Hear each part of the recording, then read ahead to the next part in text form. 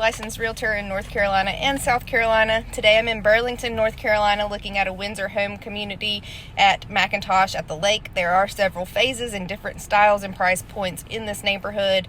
I'm going to be showing you a few of those and just driving through the neighborhood so you can get a feel of what it would look like to live here. Tons of sidewalks all the way throughout.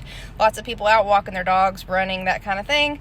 And lots of amenities to enjoy. Some of the neighborhood does include lawn care, and also some clubhouse and playground, swimming pool, those kinds of things. So let's check it out.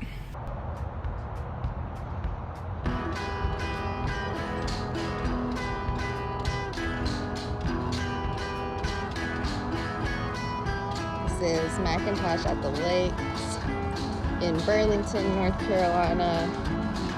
Community tour.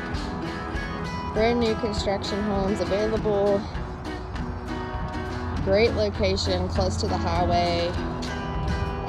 Don't have a huge yard, but for somebody that lives a fast life or does not want a lot of yard maintenance, this could be perfect. There are sidewalks through the neighborhood and tons of amenities included for you to enjoy.